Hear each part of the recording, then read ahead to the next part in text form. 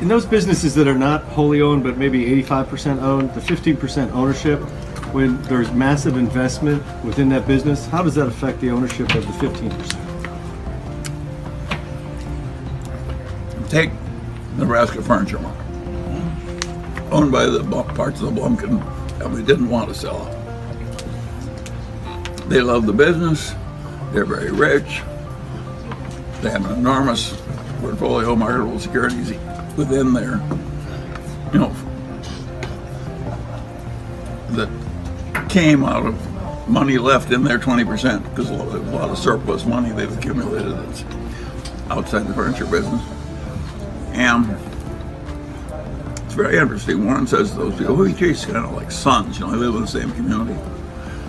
And he lets them control the dividend policy of the company. Doesn't make much difference to us. The dividends are mostly tax-free. He said, whatever dividend policy, we own 80% of it. So he says to the minority owners, just choose the dividend policy with the whole company. whatever you want is fine with me. Warren's always doing things like that with the right people. So is Lelu. I tell you a story about Lelu that you will like. General Electric was famous for always negotiating down to the wire.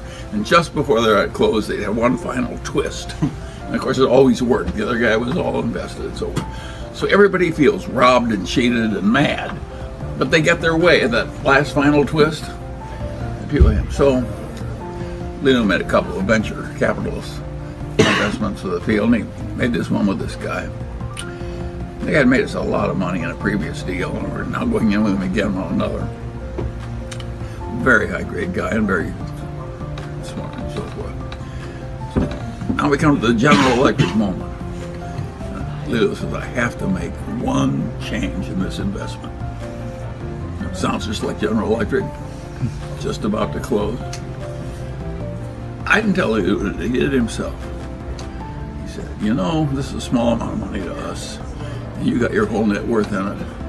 I cannot sign this thing if you won't let me put in a clause saying if it all goes to hell, we'll give you your money back. That was the change he wanted. Now you can imagine how likely we were to see the next venture capital investment. And nobody has to tell Lelu to do that stuff. Some of these people, it's in the gene power. And it's just such a smart thing to do. It looks generous. And it is generous. Is there a little but it's also a huge self-interest in it. Is there a little reciprocity opportunity there? What? For that. Well, it's the right way to behave anyway. Yeah. And the second way, it helps you. And Berkshire's helped by its past behavior to see things that other people don't see. But how many people would Sumner Redstone have ever done that? Would General Electric have ever done that? That whole culture of behaving otherwise. Ben Franklin talked about morality being the best policy, but then you see the Sumner Redstones and the Icons and the Trumps doing really well by acting kind of the opposite from Yes. you and Lelu. How do you reconcile that and still come out with what no doubt is the correct answer, that it's wiser to be moral? Well, of course, Sumner Redstone and I graduated from Harvard Law School about a year or so apart, and he ended up with more money than I did. So you can say he's a success, but that's not the way I look at it. And so I don't think it's just a financial game, and it's I think it's better to do it the other way. And sometimes you think you're getting by with this, but General Motors has a letter they file out when they take something over. The letter says, "Dear Joe Schmo, major supplier to this business they've just bought, we're going to accomplish wonderful things together. We blah blah blah blah blah blah blah. But we have to harmonize the systems of General Electric with."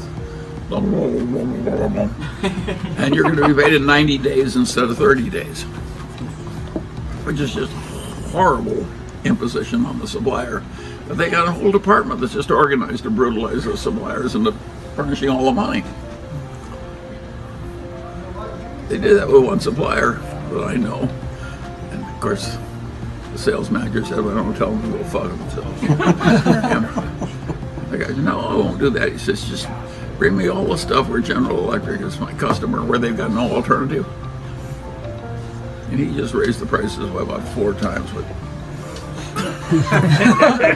How'd you feel about buying into GE? I think it's a mistake to be quite that brutal. Now they compete in GE based on who can get the suppliers to furnish more and more of the capital. They're very tough. Now, it's a great company with great products, and they've got some very good people. I think Jeff Immelt was a good guy, but I would be very uncomfortable doing that. My theory of life is win-win. I want suppliers that trust me, and I trust them, and I don't want to screw the suppliers as hard as I can. So how did you feel when Berkshire bought the GE pipe? Well, How did you feel when Berkshire put money into GE in the crisis? well, it was fine. It was sure to work. It was a high coupon. And it did work. When we buy something like that, we're not making a big moral judgment about the company. I don't think GE is that immoral. Averaged out, GE is one of our better companies. In terms of fanaticism about defect absence, and they're very good on that stuff. Charlie, in your book, you said one of your... But I want to get ahead, making a final twist on every deal just before the closing. I'm brutalizing all my suppliers to the last nickel on when I paid them. That's not my system.